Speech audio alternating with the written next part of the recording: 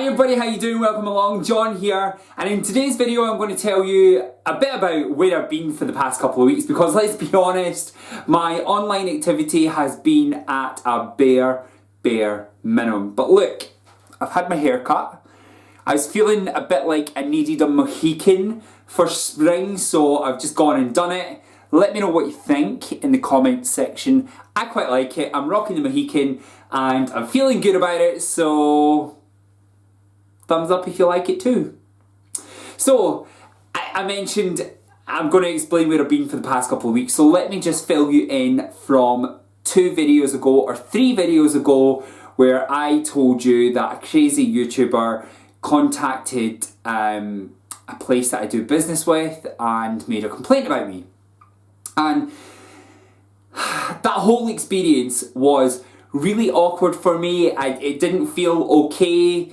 It really scared me a little bit because, as you know, Paul, my husband, is, or well, you might not know, but now you do, is a medical student and he is studying. We rely on my income, if I'm being really honest, to get us through the studies and get us through our life here in Aberdeen. So it made me really nervous whilst the business that I'm affiliated with looked into this situation.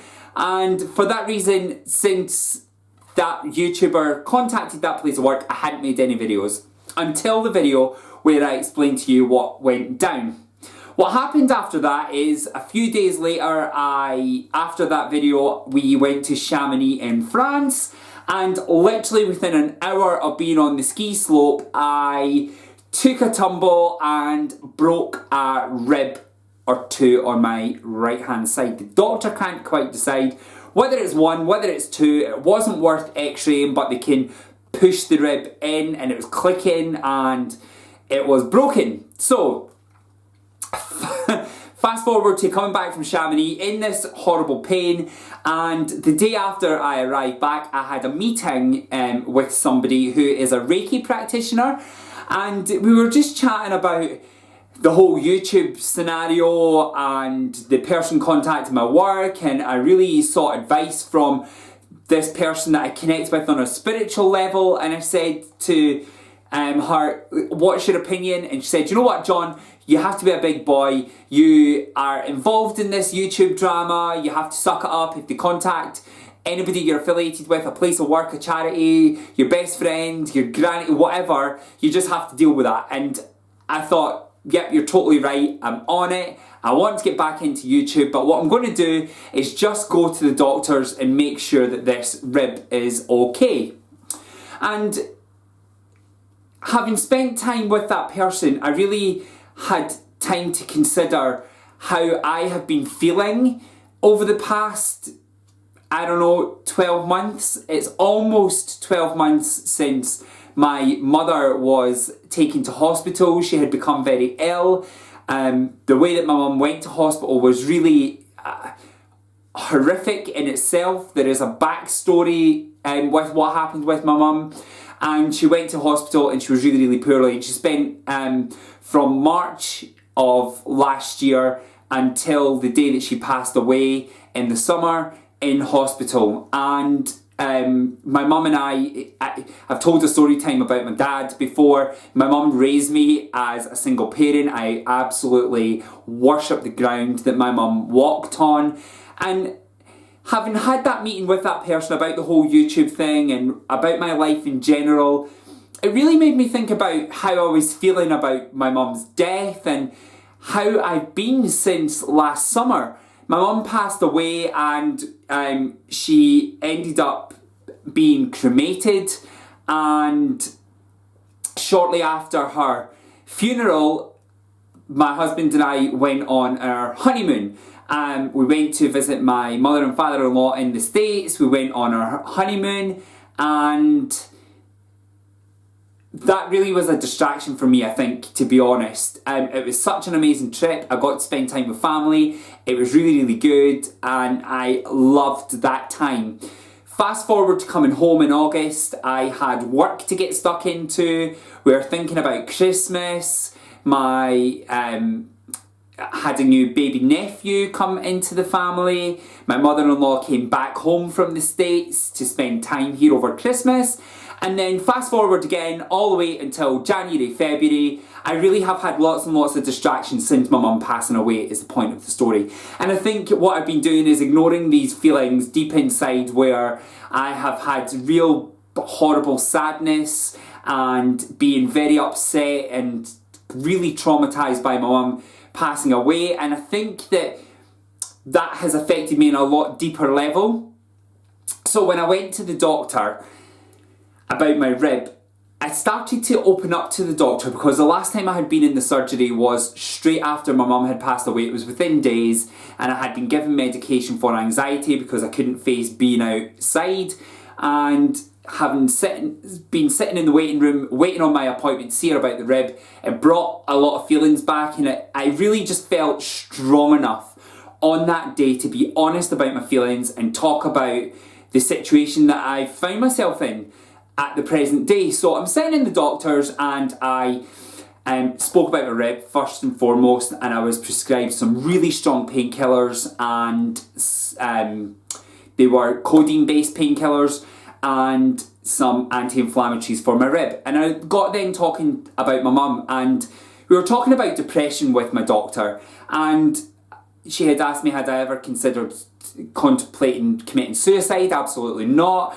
She did all the safety checks that you would check, bearing in mind I am a counsellor for a child's charity, so I'm very aware of feelings and I'm aware of my own emotions. I'm quite self-aware, and I was able to explain to her, actually I think I'm having feelings of depression, but I don't feel sad all the time. I just feel a bit up and down with my feelings. I am not in any danger. I just don't feel like my usual self. I haven't been myself since my mum passed away.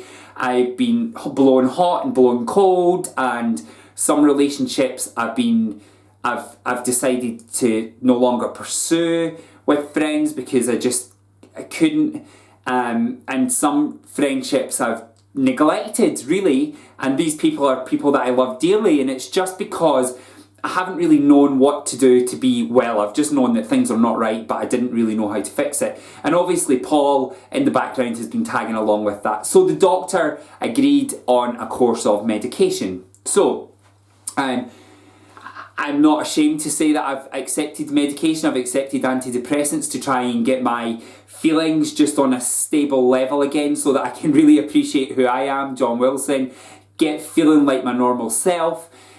And in speaking to the doctor, I said, I don't really want to waste your time. I think it sounds like depression, but I don't really know what it is. And she had to break it down and say, John, your mum was in hospital for months. She had a horrific experience that put her in hospital. She passed away very suddenly, and that is a depressing situation, don't you think?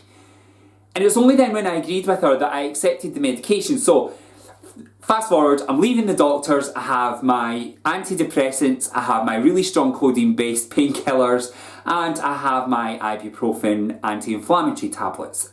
So I started on my course of antidepressants straight away, and I started on the course of codeine straight away. And throughout the course of the next week, I honestly felt like I was not my normal self. And I didn't know whether it was because of the antidepressants, I didn't know whether it was because of the codeine.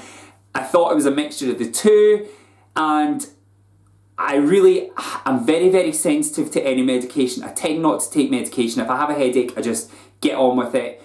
I try not to medicate, not for any other reason other than I just find I'm very sensitive to it, and I just don't like to take it. It's just personal choice. No real reason other than I just don't do it. So I suddenly was having all this medication in my system, and I was feeling like very, very tired, really exhausted, not like myself, and worried first and foremost that the antidepressants were causing this somehow, and that I was going to be stuck feeling like a body outside of my body is the best way to describe it. I was getting through my days and I was aware of everything that was going on, but I really couldn't give a shit about anything that was going on, and I felt nauseous quite a lot of the times, and the space in which I was vomiting from when I was taking my pain medication, the codeine, was getting shorter and shorter and shorter, and in the end about a week into the treatment, I decided that I wasn't taking the pain medication. It wasn't affecting my rib anyway. It wasn't taking the pain away. My rib was still uncomfortable. It was still really sore. I couldn't roll on it. It was uncomfortable when I sneezed, I coughed, I laughed, any of that stuff. That is going to happen when you have a broken rib, by the way. Just so you know, if you ever break your rib, it's not a nice experience. A subscriber got in touch. Somebody that I speak to on Twitter, Randy, she suffers from broken ribs all the time, and I was saying, does this sound normal? And she's saying, yep, that sounds like the symptoms of a broken rib. And I just stopped the pain medication. I thought, I can't do this. I can't do this anymore. And within 24, 48 hours, I started to feel a bit brighter, actually. I was like, wow, it's definitely the pain medication, but I never felt right. I still didn't feel right. I still didn't feel like myself. I still felt like I was outside my body, walking alongside my body. But in addition to that, I was still feeling nauseous. I was getting hot sweat flashes, cold sweat flashes. I was shaking. I was feeling really tired, very irritable, and really, really shitty for the next few days.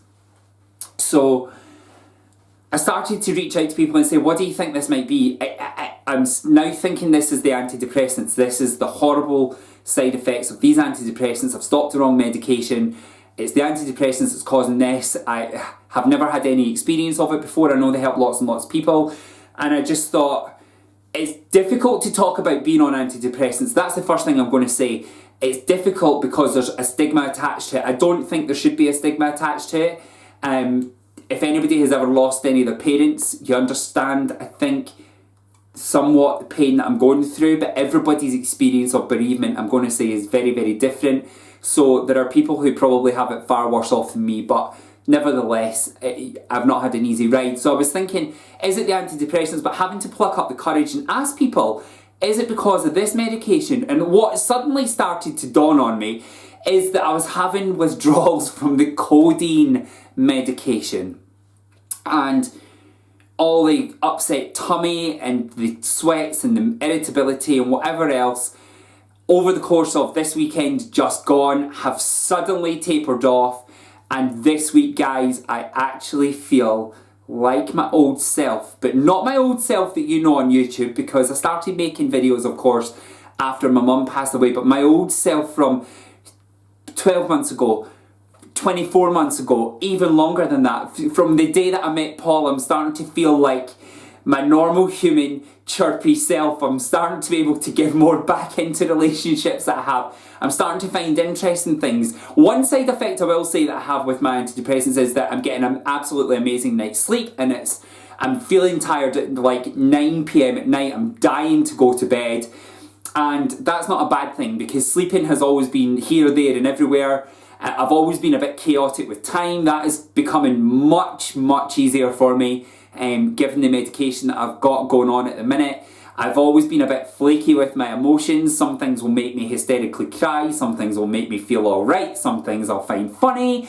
Other times I won't find it funny. Sometimes people will affect me when actually I shouldn't give a single shit about anything that anybody says or does to me, because I'm in control of any situation that I'm in. And I really actually genuinely believe that. So my medication I'm still taking my citalopram, I'm still taking a very low dosage of antidepressants, and it's really making me feel better. So this video, I have to say, has been a tricky video to make. I know I sound like I'm talking about it like it's a piece of cake and it's no bother. I've had to really consider whether I tell you guys the whole story, because people have reached out to me and said, where are you, Johnny? You come back to YouTube? Have you been scared off by this guy? Have you decided it's not for you? And I haven't really been very, very honest, and I've had to think carefully about it because I don't want to make light of a situation that anybody else finds himself in.